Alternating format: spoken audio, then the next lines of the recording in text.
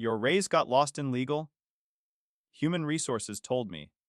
I didn't know it then, but on Monday, Bada, our biggest client's attorney, served our CEO with a subpoena for my unpaid royalties. Why is our $80 million partner suing us over a raise? The CEO asked. Our lawyer just stared at my contract, his hand starting to shake. I am John Sterling, and I am 42 years old. Bada. I am the senior contracts and intellectual property analyst at ZephyrStream, a mid-sized software as a service disruptor nestled in the glass canyons of Silicon Valley. I am the person who reads the 500-page master service agreements that the sales team signs without looking. I am the human firewall. Huh. That means I am the invisible guardrail on a highway full of drunk drivers. The office, an open-plan monstrosity, smelled perpetually of roasted coffee beans and, if you pressed your ear close to the ventilation, a faint scent of panic. To my left, the sales team was playing frantic ping pong, celebrating a deal they had structured incorrectly by at least $400,000. To my right, the marketing interns were filming a TikTok dance about hustle culture that involved far too much synchronized clapping. I wore a charcoal suit, well, tailored but unremarkable, the visual equivalent of a semicolon. My goal was to blend in, to exist as data rather than a person. In this environment, visibility was a liability. It was 4:17 p.m. on a Friday, Bada, which is the corporate coward's favorite time slot. It allows the sender to scurry out to their electric vehicle and hit the freeway before the recipient has time to process the rage, or worse, retaliate. The subject line on my Outlook monitor read regarding compensation review /Q3 adjustment. The email sat there, bold and unread, a single pulsing migraine in the center of my screen. I didn't open it immediately. I took a deliberate, slow sip of my lukewarm green tea.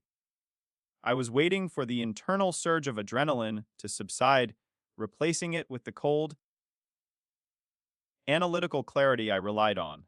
I knew what it said. I had been told the same thing with slight variations for 3 consecutive years. 3 years ago, it was pandemic uncertainty. 2 years ago, it was market volatility and restructuring. Now, it was a new excuse, and I was already tired. The sales team scored another point on the ping-pong table, emitting a high-pitched, triumphant roar. Let us go, team, one of the account executives shouted. I winced. I was the one who had spent 3 weeks fixing the indemnity clause on his last deal. He was celebrating a party I had paid for. I clicked the email. Hi, John. It began, written in the breezy, Boda, condescending tone only human resources business partners can perfect. Thanks for your patience. Regarding the compensation adjustment request, we've reviewed your performance metrics, which remain stellar. However, due to current reallocation of Q3 liquidity into strategic acquisition channels, your raise got lost in legal. We simply don't have the approval code to push it through this cycle. Let us revisit next quarter. Best, Tyler Finch, HR business partner, lost in legal. I stared at the 3 words. They were cute, casual, and a lie so lazy it was almost insulting. They thought I was furniture, a sturdy, reliable, ergonomic chair that you sit on and forget. They assumed that because I was quiet, Bada, because I didn't play ping pong, because I didn't wear $200 vests, that I had no leverage. My specific frustration was not the loss of $10,000 a year, though that certainly stung. It was the insult that they would use my own department as a fictional roadblock. I was legal. Or, at least, I was the only person who did the actual legal work. Our general counsel, a man named Greg Boda, spent 80% of his time golfing and the other 20% asking me how to convert PDFs to Word documents. He wouldn't know a budget approval code if it bit him on his expensive polo. This was Tyler's way of telling me my worth was zero.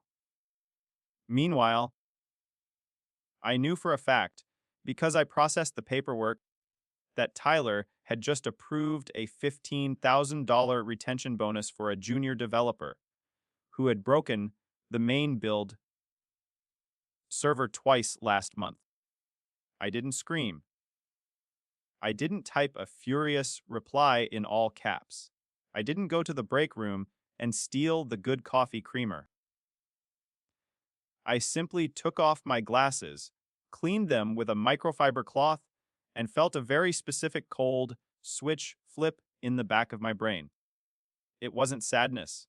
It wasn't even anger, not really. It was clarity. They had tried to protect $10,000 by insulting the man who protected $80 million. The internal conflict that had defined my career, the fear that my best, most meticulous work would always be ignored, had just been resolved by executive arrogance. If they refused to acknowledge my worth, I would be forced to audit it myself.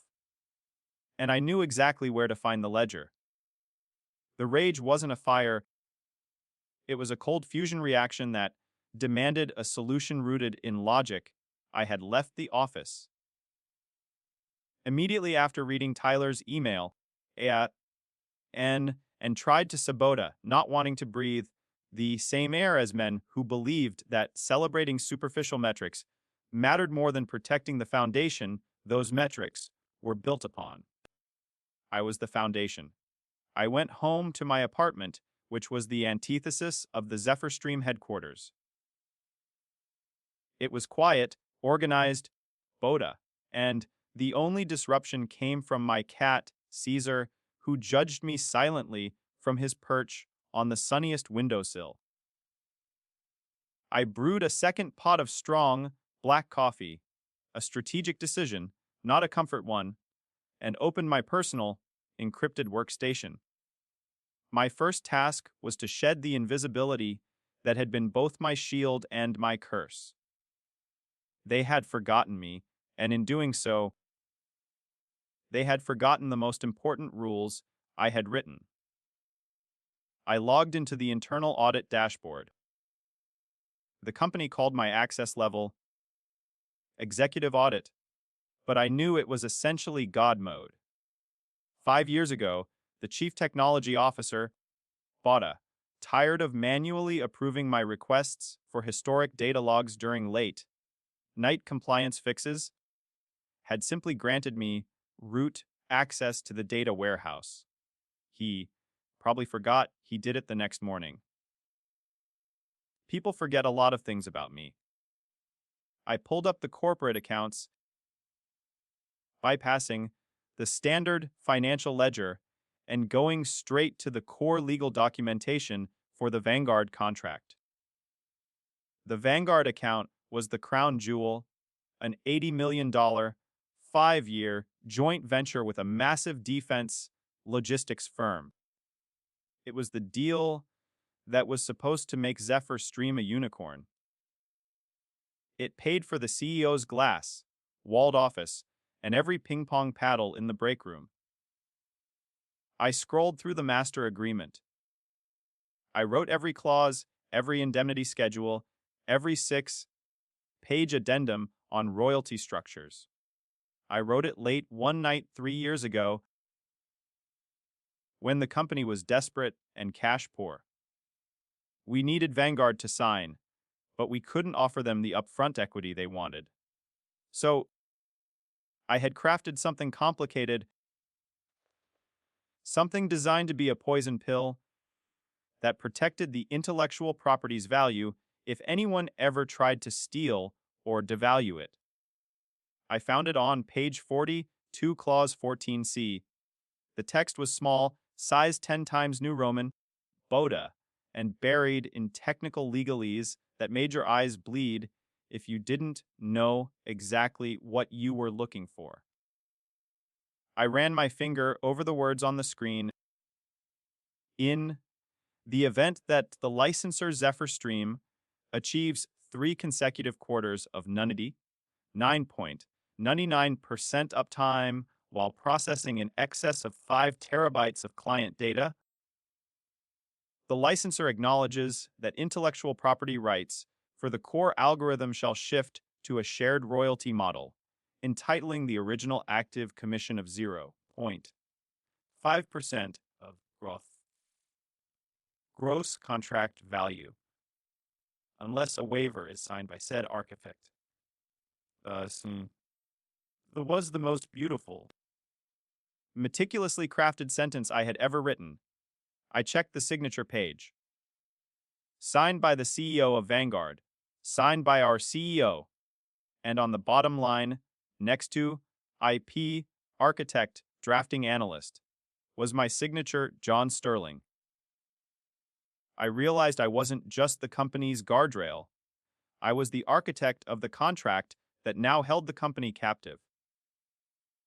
They had signed it, triggered it through their performance, and then, in their utter arrogance, forgotten it existed.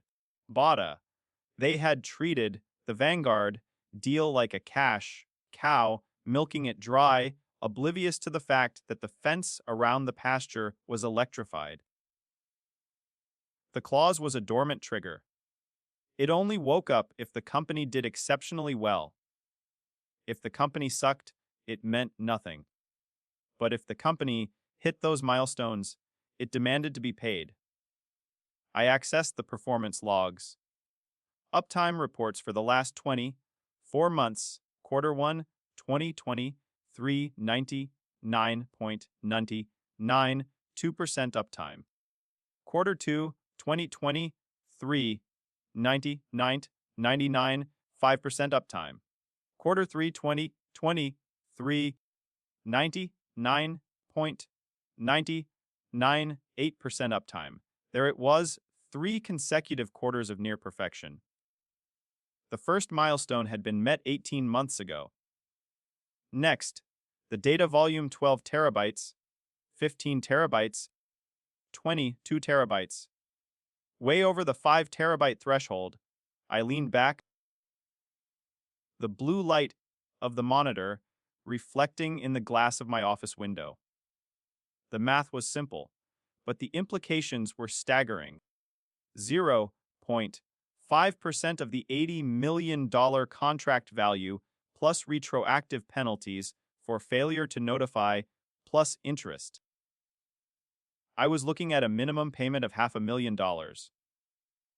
I was looking at a minimum payment of $500,000. Sabota. That was 50 times the amount of the raise they had just denied me. But it wasn't just the money. It was the structure. The company's greatest success, their impeccable uptime, had now triggered their greatest liability. Tyler had tried to save the company $10,000 by denying my raise.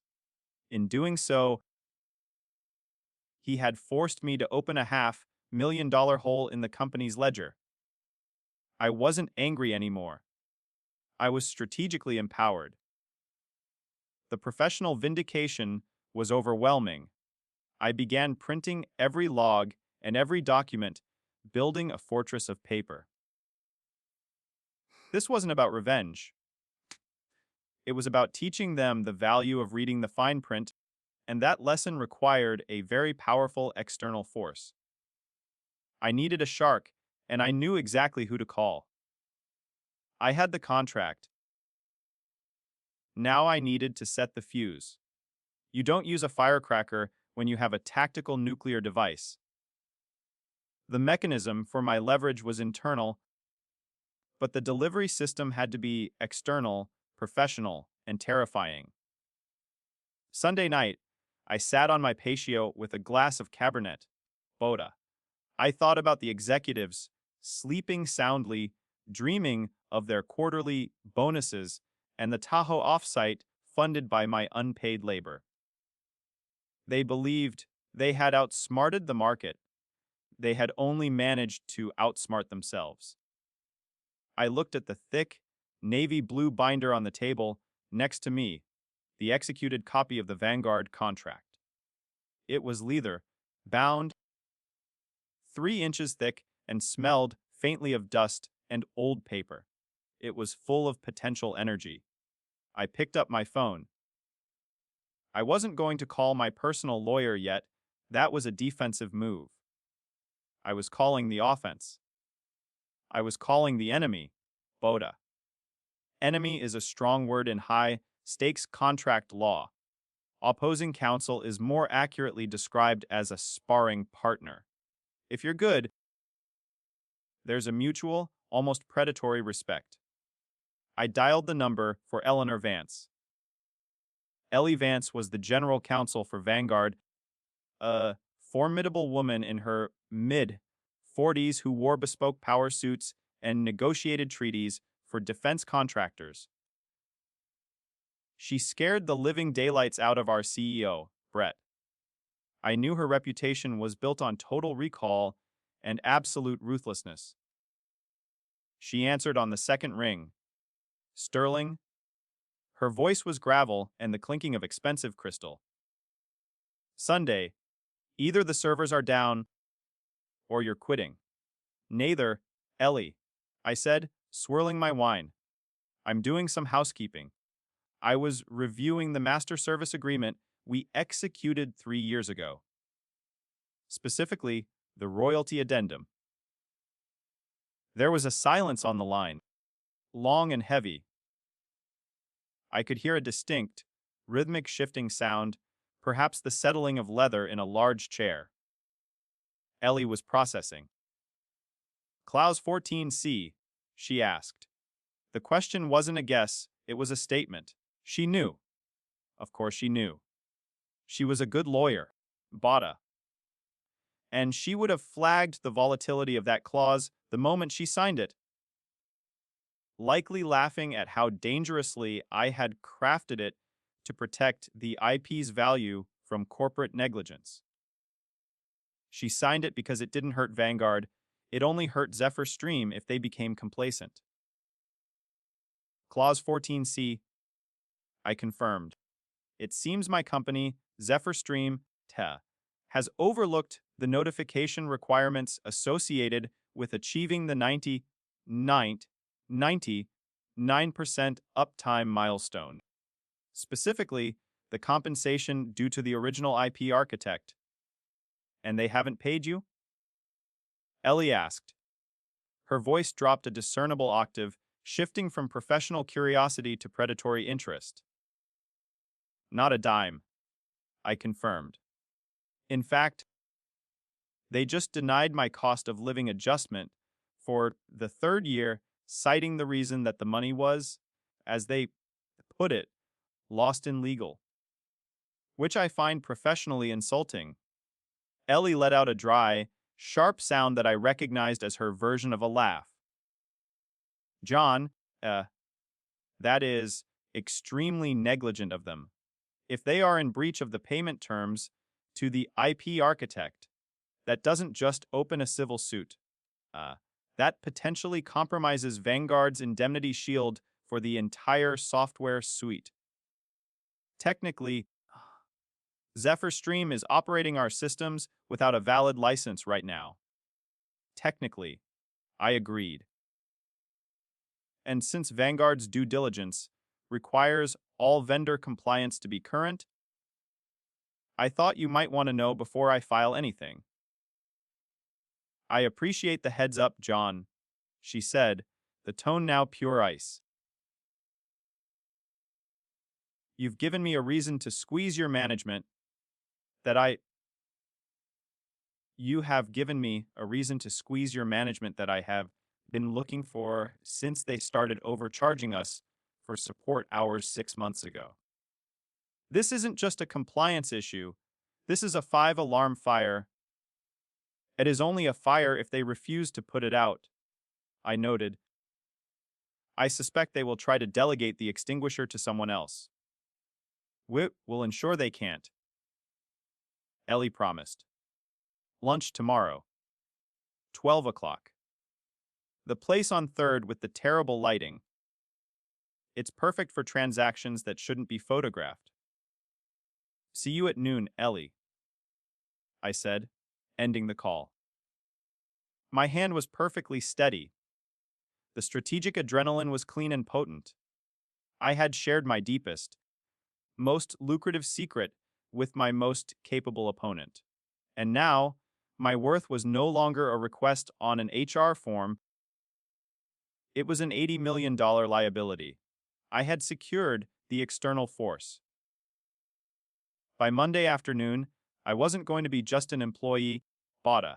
I was going to be the most expensive problem Zephyr Stream had ever ignored. Ellie Vance delivered the bomb. Boda, my job was to make sure the executive team refused to disarm it. We met at the restaurant called Elmber, a cavernous Bada. Dark place where deals were made in whispers, and the waiters knew never to interrupt a silence. Ellie was already seated, looking like a silver-haired wolf in a navy suit. She didn't stand when I arrived. She just nodded at the empty chair. You look like someone who just finished a very comprehensive audit, she observed. Finished the graves, Ellie, I replied, sitting down. Of course I know where the bodies are. She cut to the chase before my sparkling water arrived. My team reviewed the contract this morning. Clause 14C is ironclad. It is, frankly, brilliant. It wasn't designed to protect the company from Vanguard. It was designed to protect the intellectual property creator from the company. Who let you put it in there? The old CEO, I explained. He was desperate to close the deal. He said, protect the IP value at all costs. He thought he was protecting his balance sheet. He didn't realize he was protecting me. Ellie pulled a thin, precise folder from her briefcase and slid it across the white tablecloth. The current regime, your golfing general counsel, Greg, thinks force majeure is a French dessert. Here is the situation from my side. Vanguard relies on your software. If Zephyr Stream is in breach of its own internal compensation protocols, the liability chain is broken. If you sue them and win an injunction, you could theoretically freeze the core code. I could. I confirmed. But I don't want to hurt the product. I built the product structure. I just want them to understand that lost in legal is not a valid accounting strategy. Ellie tapped a manicured finger on the draft letter. Vanguard takes vendor compliance very seriously.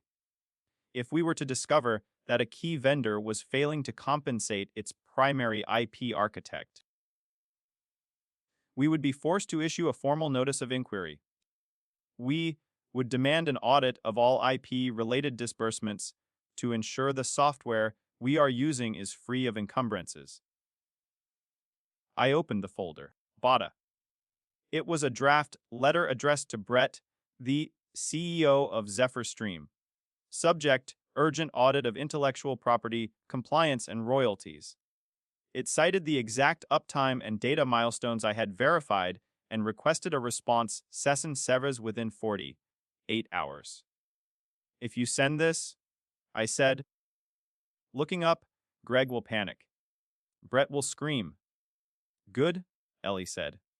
They've been overcharging us for 6 months. I've been looking for a reason to squeeze them. You just handed me a vice grip. She leaned in.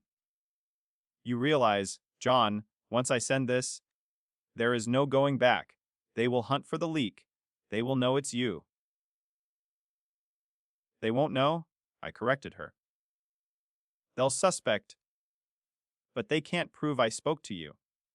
And even if they do, retaliation against an employee for asserting contractual rights regarding their own compensation in California attracts trouble damages. Exactly? Ellie whispered, savoring the legal term. I'll send it tomorrow morning at 9:00 a.m. I suggest you be in the office.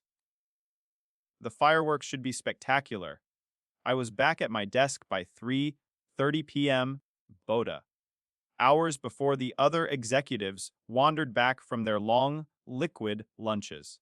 I was calm, productive, and utterly invisible. I answered emails.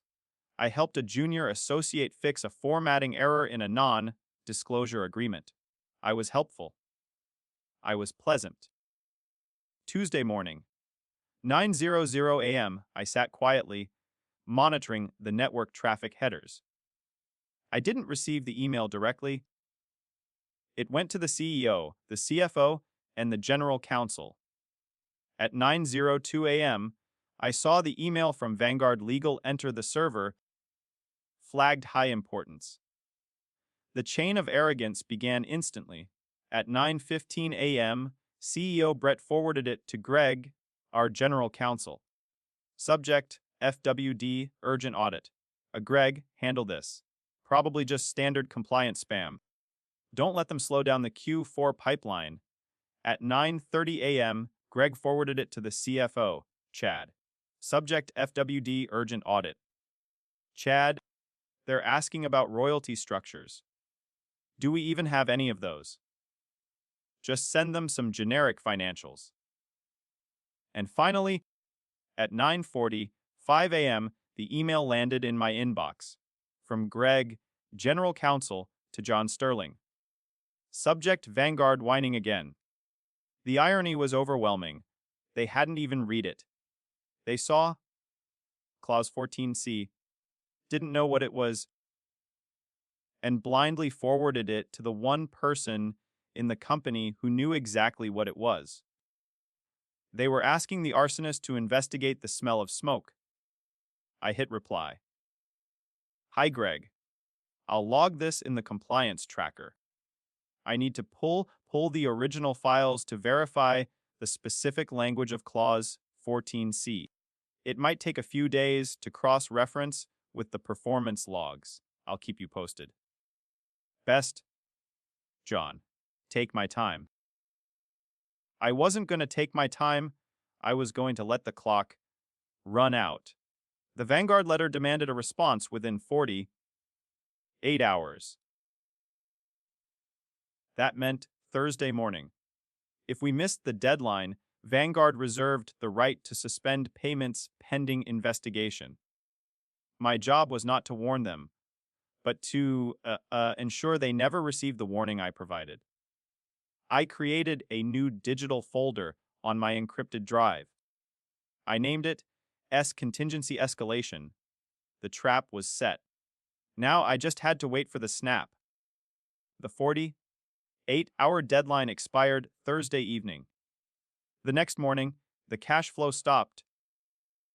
Wednesday passed in a blur of surreal normality.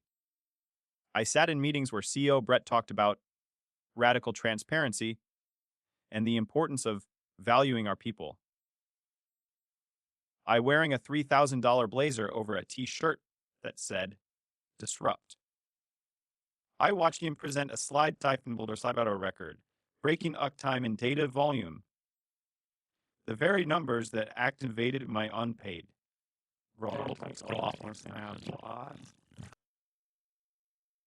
We're unstoppable. Brett cheered, pumping a fist. Vanguard is thrilled with our performance. They are thrilled with the performance.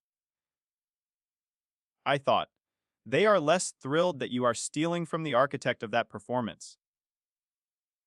I watched Greg, the general counsel, scrolling through Instagram under the table, having completely forgotten about the critical audit notice he had delegated. To him, I was just the help who handled the boring paperwork, a ghost in the machine. At 5:00 p.m. on Thursday, the deadline passed. I had drafted nothing. I had sent no "We are in compliance" letters.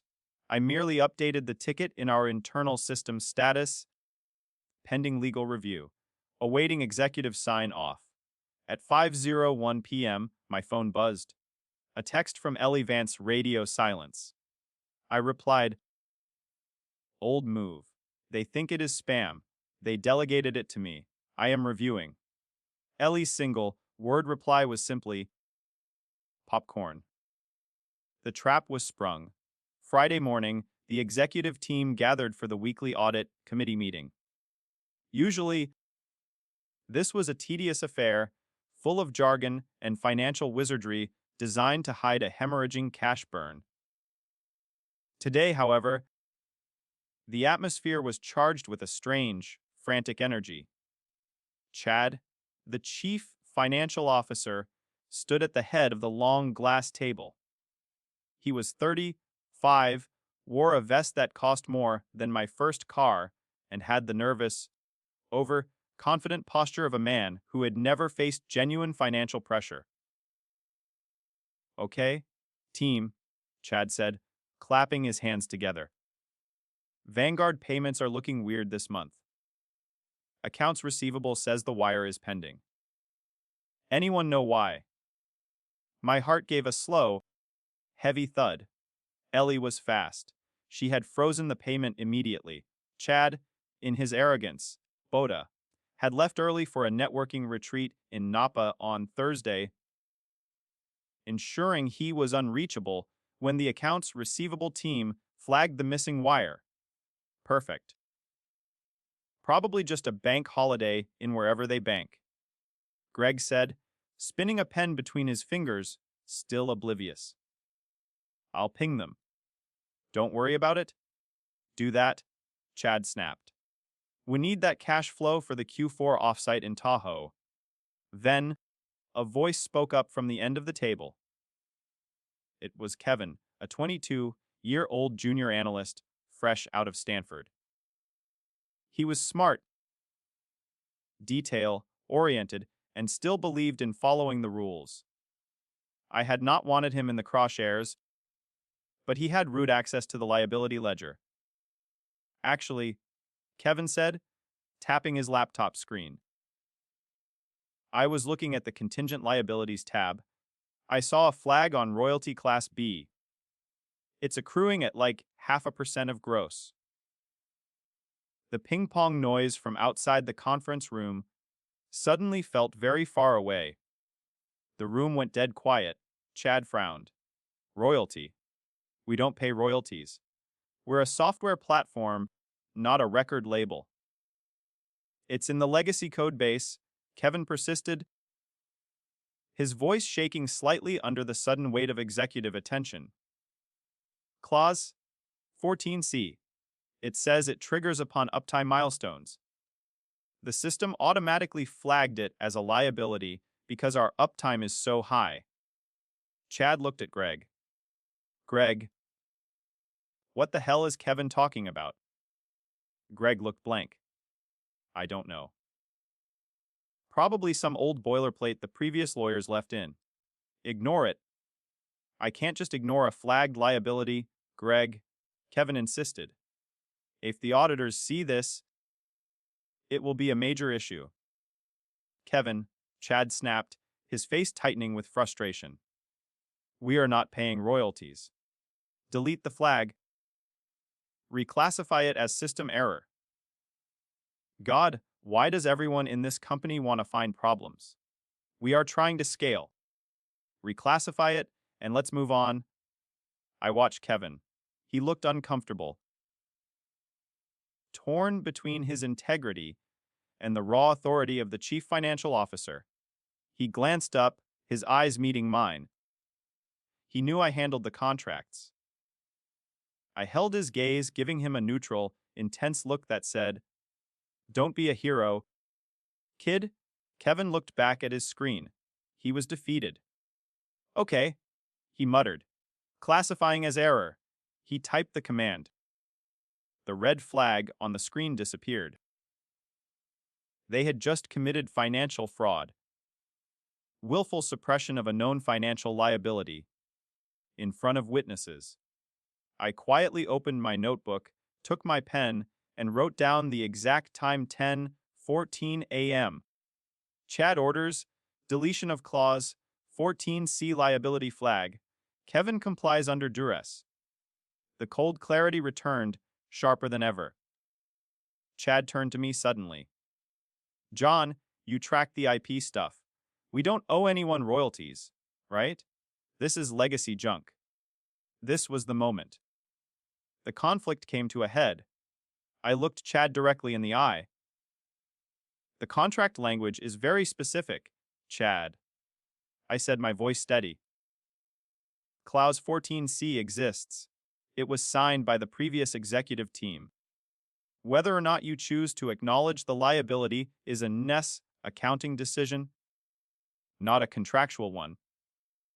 Chad smiled, relieved, hearing only what he wanted to hear. See, he said, turning back to the room. It's legacy junk, an accounting decision. And I've decided it's zero. Moving on. He heard, you can decide. He did not hear you are breaking the law. I looked down at my notebook. My hand was trembling slightly now, not from fear, but from the adrenaline of absolute confirmation. After the meeting, I received a Slack message from Kevin. Hey John, that clause, 14C, it had your initials on the draft log. You wrote it, didn't you?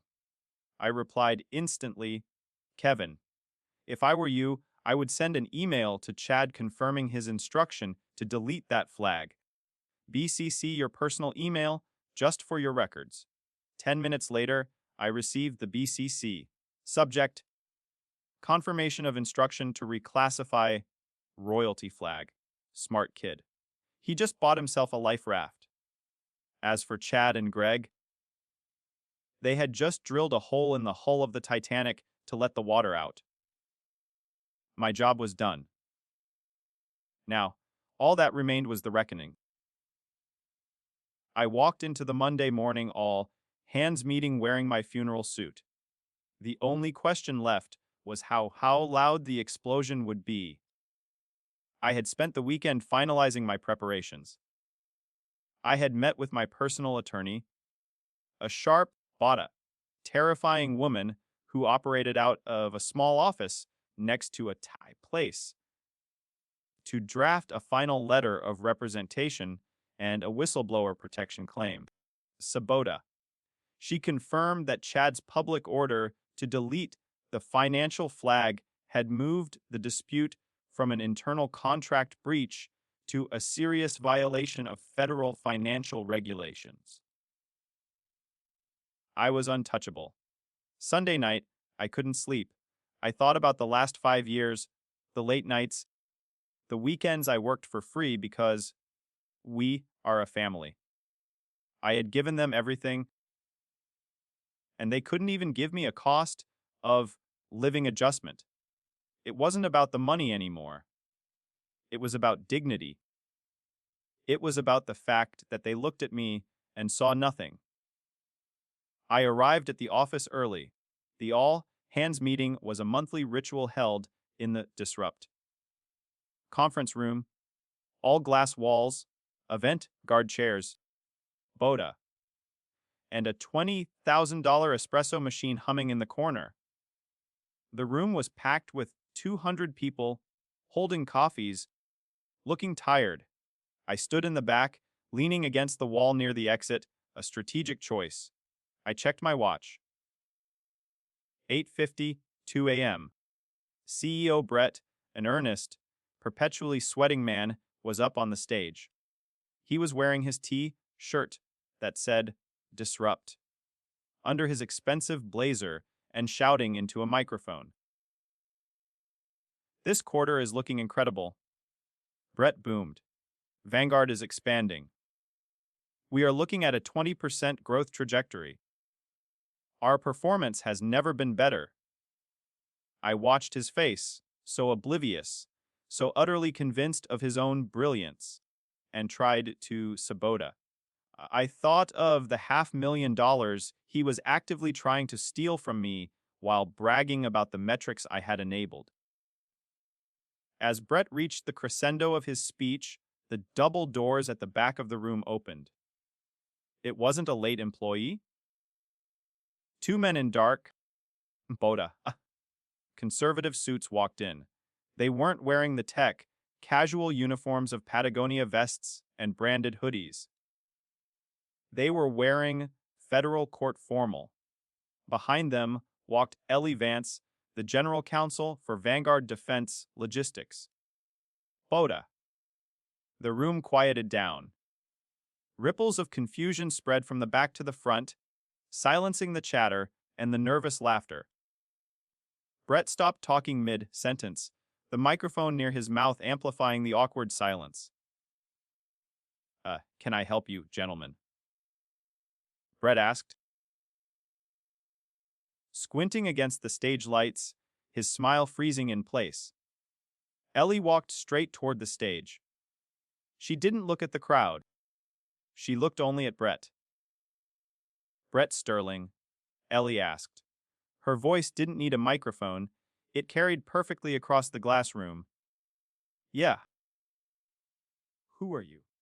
Who are you? Brett asked, his tone shifting from genial to defensive. Boda. One of the men in the dark suit stepped forward and handed Brett a thick stack of papers bound with a heavy metal clip. The man's face was utterly devoid of expression. You are being served. The man said, his voice flat. Civil lawsuit for breach of contract, intellectual property theft, and willful non-compliance. Plaintiff, Vanguard Defense Logistics. The room went dead silent. Boda. You could hear the espresso machine hissing in the distance. The energy of 200 people trying not to breathe was palpable. What is this? Brett laughed, a panicked, high-pitched sound. Is this a prank, Chad?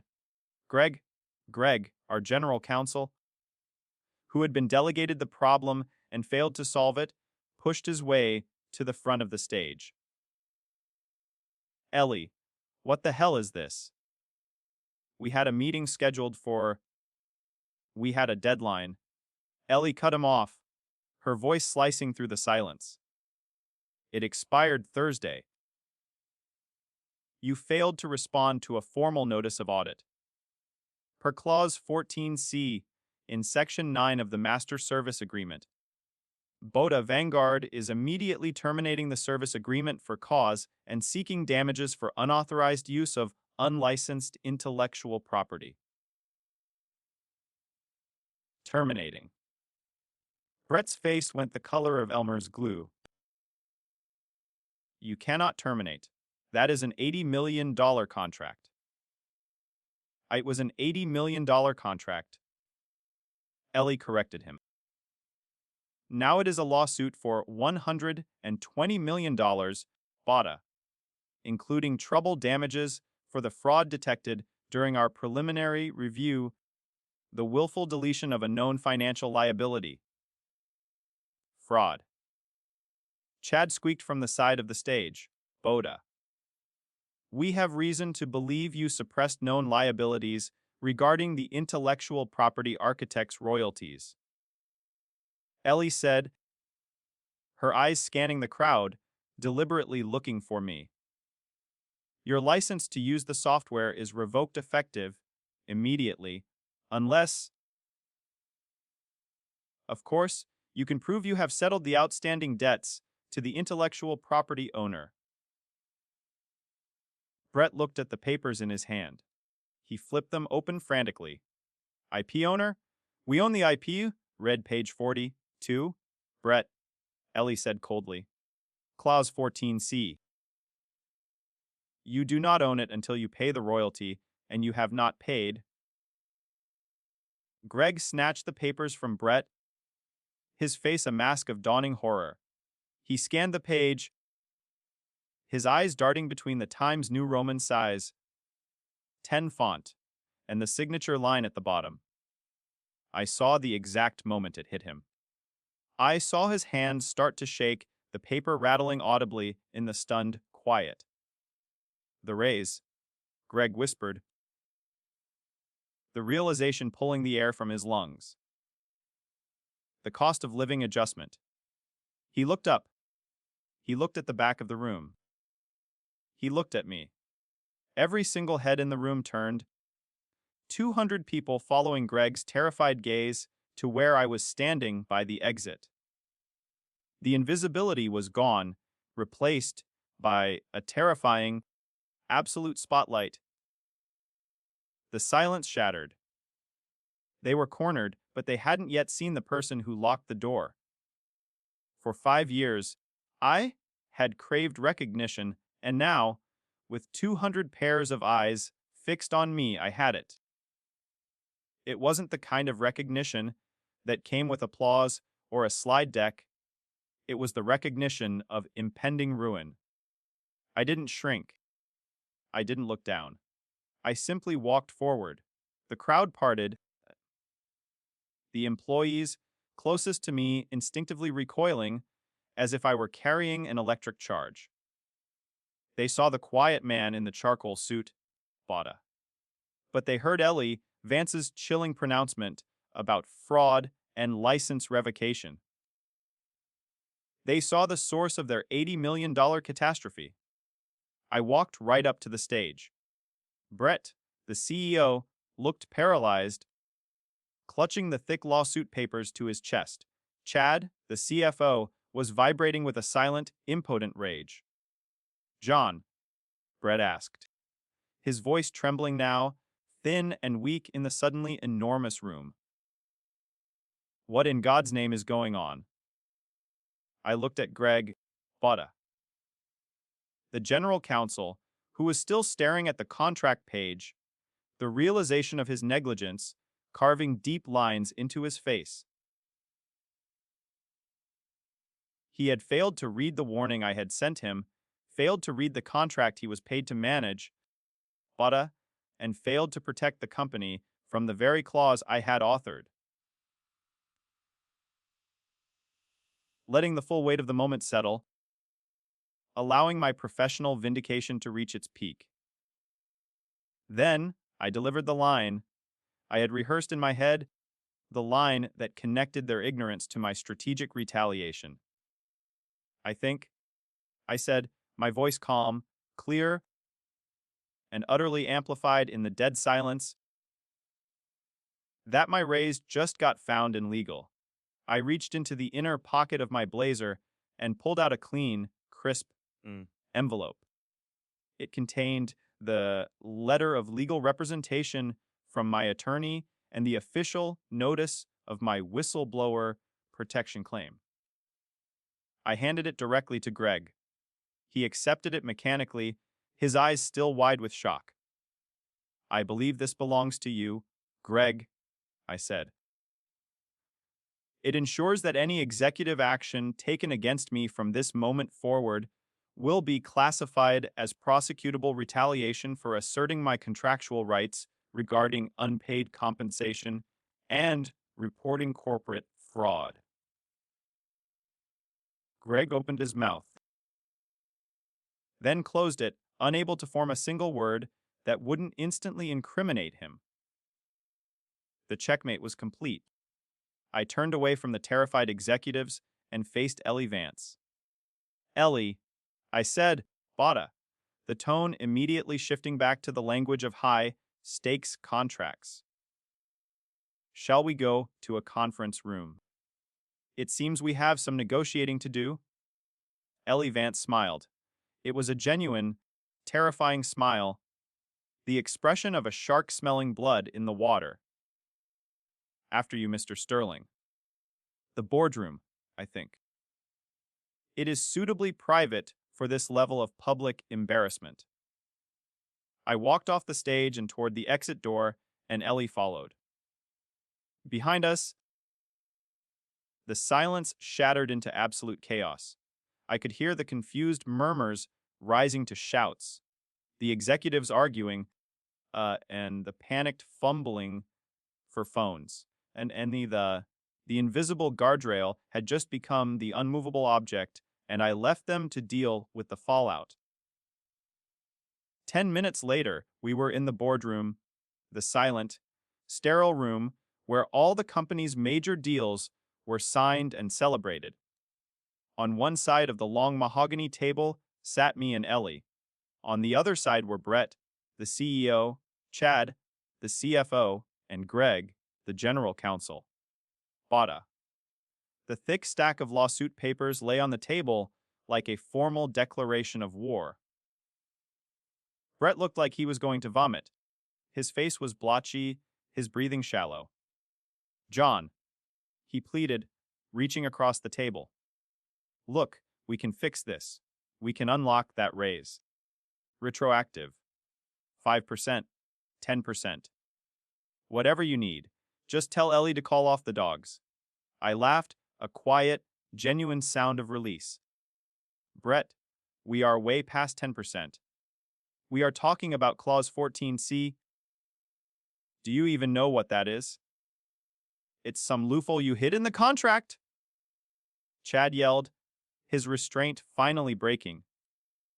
He was sweating profusely. It is sabotage! It's a standard protection clause. Ellie interjected smoothly. One that your company signed, your company triggered by hitting the performance milestones, and your company ignored when formally notified last week. We didn't know. Greg pleaded, desperate now. John didn't tell us. I sent you an email on Tuesday.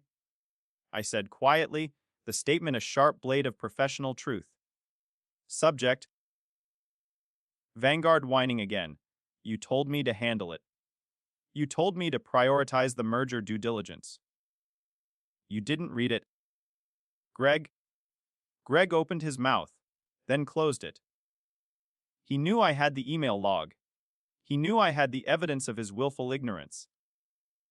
Here is the reality, Ellie said, leaning forward. Zephyr Stream owes Mr. Sterling approximately $450,000 in back royalties plus interest. Furthermore, because the chief financial officer instructed his staff to delete the financial liability flag. Yes, we know about that. You are looking at personal liability for the officers involved in the fraud. That includes you, Chad, and potentially you, Brett, for negligence. Chad went pale, sinking back into his chair. Kevin, he whispered. Kevin is a good kid? I confirmed. Leave him out of this, and he can still salvage his career. Focus on your own. So, what do you want? Brett asked, his voice defeated, the grand CEO posture completely collapsed. You want the money. Fine. We'll pay the $450,000. Just make the lawsuit go away. Losing Vanguard kills the company. It's not just the money, I said, sliding a piece of paper, the term sheet I had drafted, across the table. It is the structure.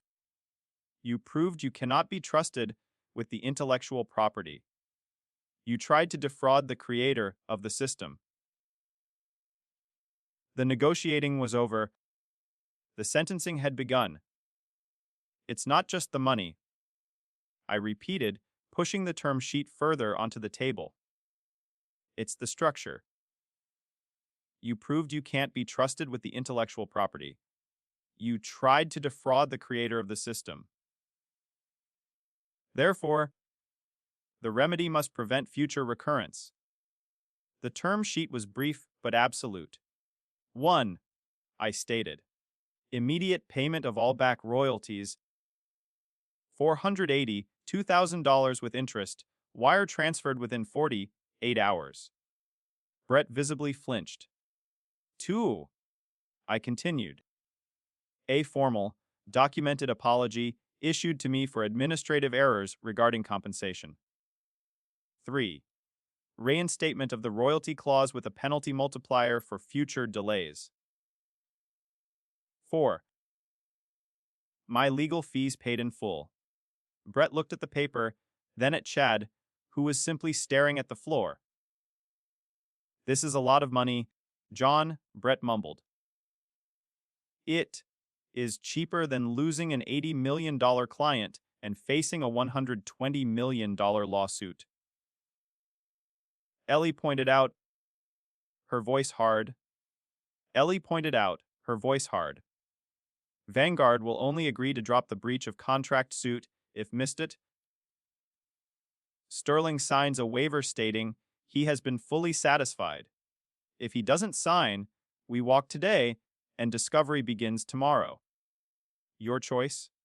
Greg was rubbing his temples like he was trying to push his brain back inside his skull. And one more thing, I added. They all looked up, startled by the final, unexpected demand. I want a promotion, I said. Director of Strategic Compliance and Intellectual Property Governance, reporting directly to the board, not to the legal department. I don't trust Greg to read my emails anymore. Greg recoiled as if I had struck him. I pressed the final, deadliest point. I want full autonomy to audit all executive expenses and vendor contracts for compliance. Past and present. Chad's eyes widened. Boda, filling with a primal fear. He knew exactly what was in those expense reports. The client dinners that were actually bachelor parties, the travel claims that were just weekend jaunts to Napa, the suspicious consulting fees paid to his brother in law. You can't do that, Chad hissed. Then Ellie files the lawsuit, I said simply. And the court-ordered discovery process will find all those receipts anyway. Your choice, Chad, an internal audit by me, or a federal audit by the court. The room was silent for a long minute. The air conditioner hummed loudly. Brett finally slumped in his chair. He looked at me, really looked at me, for the first time in 5 years. He didn't see the quiet man in the charcoal suit anymore. He saw the person who held his life and the life of his company in his hands. Fine, Brett whispered, utterly defeated. Don't. We'll sign. Excellent. Ellie said, clicking her pen. I have the settlement agreement right here. I watched them sign. Brett's hand was heavy and slow. Chad looked like he was signing his own death warrant. When they were done, I took the document. Thank you, I said. Now, if you'll excuse me, I have some work to do.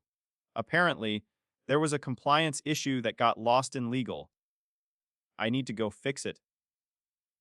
The wire transfer hit my account on Wednesday. $482,340.12. I stared at the number on my banking app. It looked like freedom, but the money was just the beginning. The real payment was the fear. The following week, the changes started. Brett announced he was stepping back from day-to-day operations to focus on visionary strategy. The board had put him in a timeout. Chad, the CFO, decided to pursue other opportunities. He was escorted out of the building on a Tuesday. Boda. I watched from my new corner office as he carried a box of personal items to his expensive vehicle, Boda. The rumor was that my first audit of his expenses turned up some very interesting invoices. Greg remained, but he was a ghost.